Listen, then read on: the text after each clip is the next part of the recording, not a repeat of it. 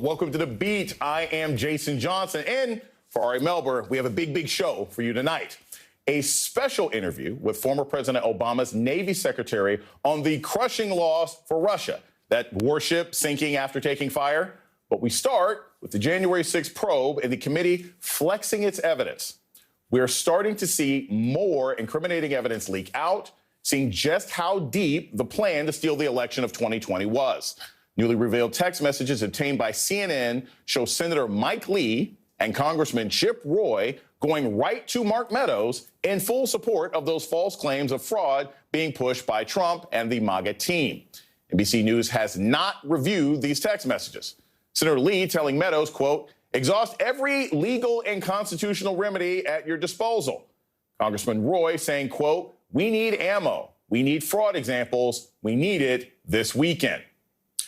Those attitudes didn't last long. These Republicans grew skeptical and weary of these bogus claims once no evidence could be provided. And there was zero evidence. These newly revealed texts show the lawmakers expressing concern over the plans to overthrow the election by November. Senator Lee writing to Meadows, quote, if you want senators to object, we need a strong evidentiary argument, i.e., you need more people. Trump didn't have that because his claims about election fraud were false.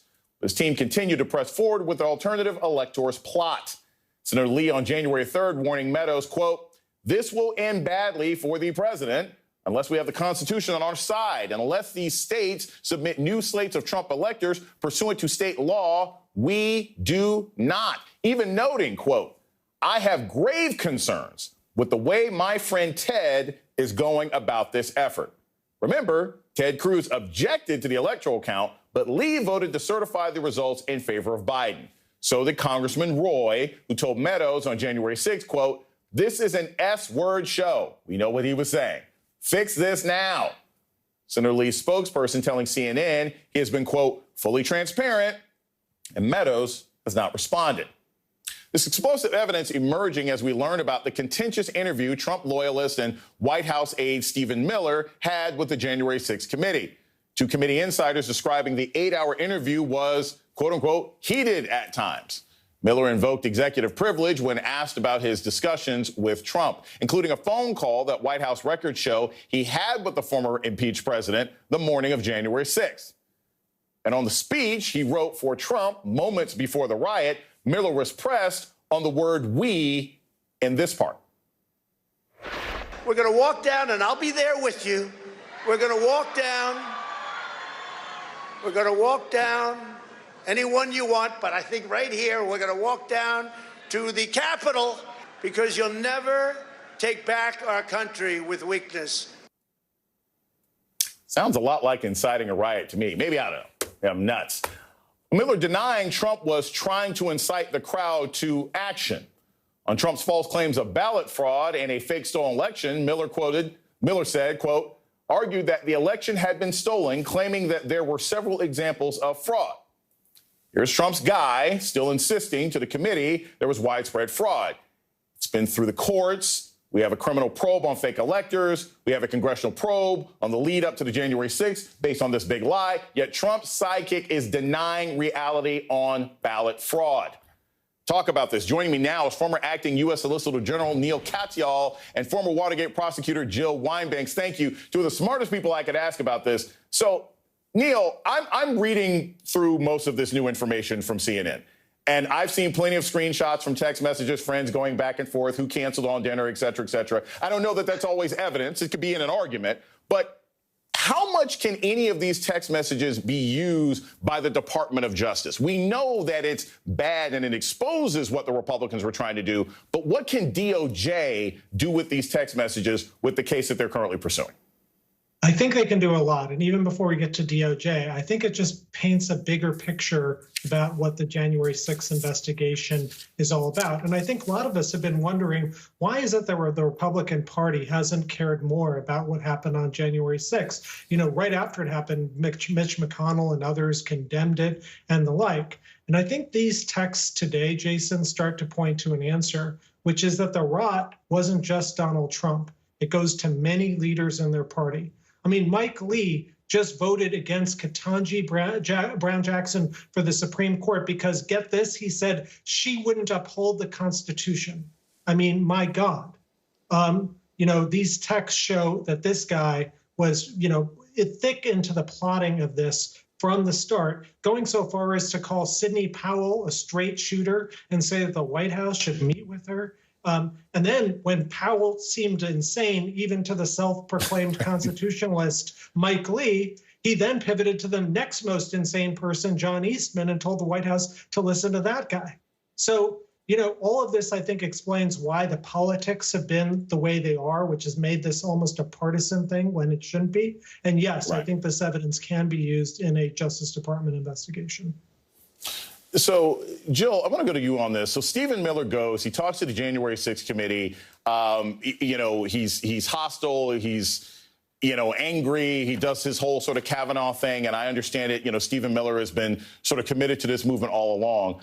What could potentially be next for someone like him? I mean, obviously, if he goes in and lies, and we know he's lying if he's continuing Trump's fraud, is he the next likely person to be sort of kicked upstairs to Merrick Garland? Is he going to be able to walk free and continue whatever sort of white nationalist plans that he has? What would be next for someone like Stephen Miller, who is still tried and true committed to the ongoing coup being put forward by Republicans? Well, of course, because we don't yet know exactly what he said. We're only hearing tidbits of he claimed executive privilege, which we know is not going to fly. There's fraud and crime exception. President Biden has waived any privilege. There is no reason for him to continue claiming that. So there could be an obstruction charge. That could be next for him. Whether he would ever cave, I don't know. Based on what we've seen of him, I have a feeling he's a lost cause. And so I would worry about that. I do want to say I completely agree with Neil that we could absolutely use these text messages in any kind of criminal proceeding at the Department of Justice. But I have a slightly different take on one part, which is both of these people who were adamant about supporting the fraud of the election came to realize that it was a fraud. They came to see the facts, and they voted to confirm the electors, the real electors. So I think we have to give them a break and say, well, they didn't vote that way. And so even though they were willing to be involved, they paid attention to what was true and to the fact that there was no fraud, and they voted the way they should have voted. So I'm going to give them a little break on that. So I want to follow up with Neil, but I just had to say that. Sorry. Well, Jill, I would just say, first of all, remember they did vote against the impeachment, right? So they voted, yes, you're right, on January 6th, but then they did the absolutely wrong thing. And, the texts reveal a plot for 2 months in which they were, plotting a coup. And yes, at the end, they did one right call, but I don't think that diminishes their culpability earlier on for their actions. And Jill, I wanted to follow up on that because that was my question. I saw the same thing. It's like, okay, these guys were all in at the beginning, right? And then they realized this is nonsense. Now, to me, that's guys in Ocean 11 who start, they start with the bank robbery and they're like, wait a minute, these plans are garbage, right? And then at the end, they decide that they're not going to go with Danny Ocean. That's great. That's wonderful. But does that necessarily mean that they're any better? The person who recognizes that a crime is being committed and realizes that's wrong, but still covers for it, aren't they essentially just as guilty as people who remain committed to it? Well, they certainly don't get a break in terms of past crimes committed because they do one thing right. So whatever they did in the beginning, but in the beginning they were writing saying, send us evidence. They were asking the right question. Send us ammo, send us facts. We can't win this if we don't have that. So I can't blame them for saying that. Asking for the facts is one thing, and then recognizing you're not getting them, and I can't vote to act in accordance with your conspiracy theory when there is no support for it. But Jill, I think that they went, I was just going to say, I think they went further than just simply saying, oh, tell me the facts and then I'll make a determination. They are saying, we need ammo. We need fraud examples. Right. We need it this weekend. So they're asking for baked facts. They're asking for stuff that fits their preconceived narrative ahead of time. And I think that's really the thing that concerns me is, both before the election, during the election, after the November election, there was this continued plot, and the facts were not real facts. They were kind of, Donald Trump facts, alternative facts. That's what they're looking for. So, Neil, I want to ask you this, because I want to say this real quick, Joe, because Neil's bringing up something that I think is key to a lot of the viewing audience. And a lot of, when I talk to people who don't do this for a living, who aren't brilliant, experienced lawyers, they hear this. They see there's text messages now. They see evidence after evidence after evidence that you've got members of the House and Senate who were complicit in this, who are part of the planning and the plotting. But they're also seeing nobody is walking around in an orange jumpsuit. Nobody's been taken out in handcuffs. Why is this taking so long when we have so much, at least circumstantial evidence that suggests that members of Congress may have been complicit in this coup attempt? Why hasn't Merrick Garland called in more members of Congress? Or maybe he has and we just haven't heard about it. Where do you think we are on that, Neil? We don't know, but my sense is it probably hasn't gotten to that stage in the investigation yet. I hope that I take the Attorney General at his word that he's going to go where the facts lead him. Obviously, this is something that has to be done in the most careful, meticulous of manners, which is, of course, Merrick Garland's modus operandi. So my hope is that it is happening, that it will happen. And you're absolutely right, Jason. The facts already are so damning. The Congressional Committee, the January 6th committee, filed a brief in federal court in January that said basically, we believe the evidence shows that Donald Trump committed various felonies, and then laid it out. And then Judge Carter, a very respected judge in California, agreed and said it is more likely than not that Donald Trump committed these various federal felonies. So I want to get to some sound real quick.